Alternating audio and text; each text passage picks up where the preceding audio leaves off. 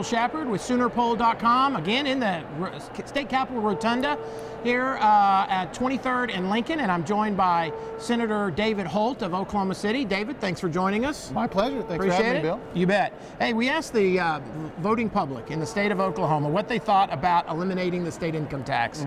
And we asked what option do they prefer. And what was interesting about this is 64% wants to phase it out without raising other taxes.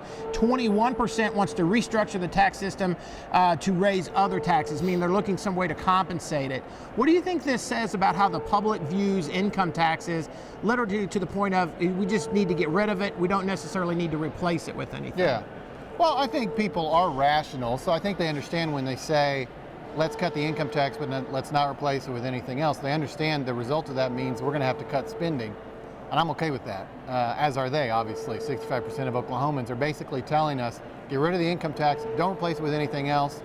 We understand, I mean, they're not idiots. They know that something's going to have to give, and that's going to be some of the government services we provide. But I'm okay with that because, quite frankly, I think some of the government services we provide are duplicative, inefficient, and maybe not the role of government. And there's, that's a longer conversation. But I think what they're saying is, don't assume, leaders of Oklahoma, that we want everything that you're providing us right now. I think we're comfortable with keeping more of our money and spending it how we like rather than how you like. Right. The government spends a lot of money on lots of different things. I think you've just identified that some are core services and some are non-core services.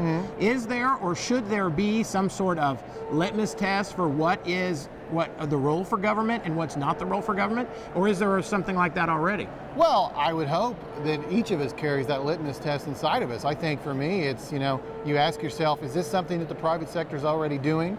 Is this something the private sector would do if we stopped doing it?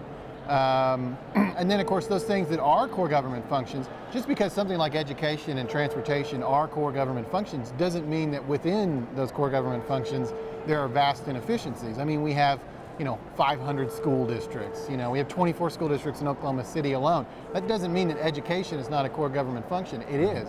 But the way that it's executed, you look at transportation. I mean, are the roads that we're building and improving and widening, are they actually being used by enough people to justify that expense? Those are all conversations we have to have. They're not always easy conversations. I mean, these are hot political issues. But if we're going to be serious, we have to also be courageous. If we're going to be serious stewards of the tax dollar, we have to be courageous sometimes and tell people this is not the way that government should be run. A lot of the opposition here at the state capitol has been talking about the income tax, that the only way to get rid of it is you're going to have to cut core services.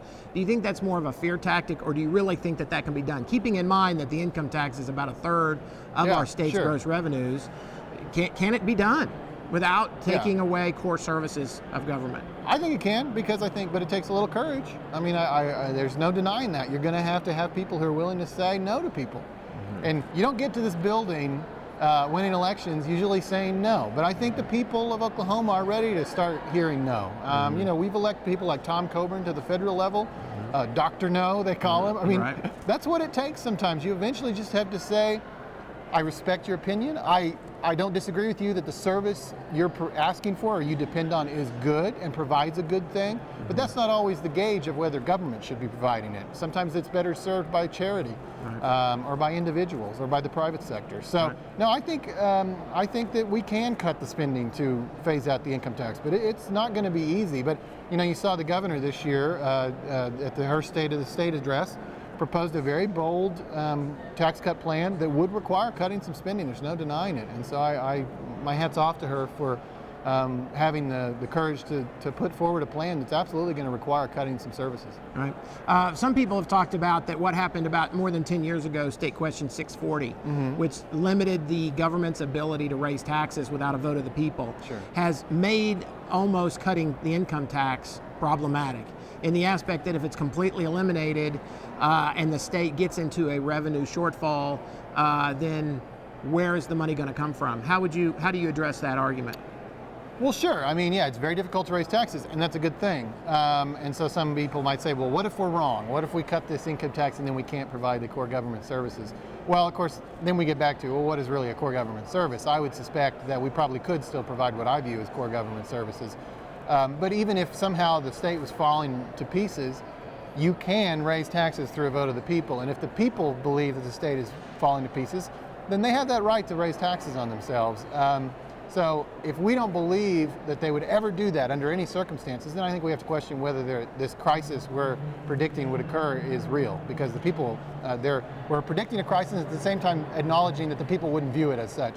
Well, then who do we serve but the people? And if they're not going to view this phasing out of an income tax as a crisis, then I think we ought to live with that. Lastly, cutting the state income tax, obviously for some, that economic development would grow, that actually we're cutting rates and not revenues, and actually tax dollars would grow. What do you think that the public, or more specifically the people here at 23rd and Lincoln, do you think that they really know the power of cutting tax rates that would increase revenues and also economic development? Some do, some don't. As you allude to, there's an economic theory proven out in many cases that if you cut the income tax, you actually end up with more money because people will spend more money. It might get channeled over to the sales tax. Suddenly now they're buying things, and so we get the money in another fashion, but maybe a fashion that's more fair and more voluntary.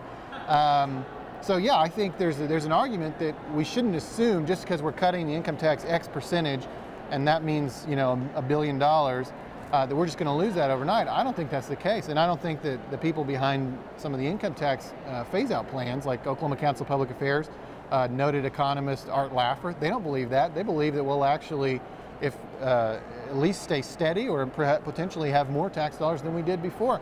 And that's been borne out in a lot of cases. So I think that's a legitimate view, and we shouldn't discount it. And some of the people in this building certainly understand that. If you don't mind, end with telling us exactly what legislation you're proposing this session, and what chances do you give it? Sure. You mean on the income tax? Yeah. Well, myself and 3 other Republican senators introduced a Laffer plan, essentially, basically a legislative version of the plan that Art Laffer and OCPA came out with. And a very similar bill was introduced in the House by about 23 or 24 House representatives. I don't know that that exact bill is going to be the one that moves forward. It's probably not going to be the vehicle. You've got the governor's plan, you've got the House bill, you've got our bill, you've got another Senate bill that what are the details of your plan, so we know? Well, my plan basically, it cuts the income tax rate almost in half in 1 or 2 years, and then over 10 years phases it out completely. We believe that dramatic cut up front is necessary to kind of spur this economic development that we believe would help fill the hole caused by the reduction of the income tax rate. And then we would reduce it steadily over the next 10 years until it's gone. That's what our plan does. Some people have a more modest plan that would take longer to phase it out, or some people have plans that don't phase it out at all but lower it. I mean, I would say it's a stone cold lock. We're going to lower the income tax this year. It's just a question of how much and how fast. Senator, thanks for joining us. Thank you. Thanks.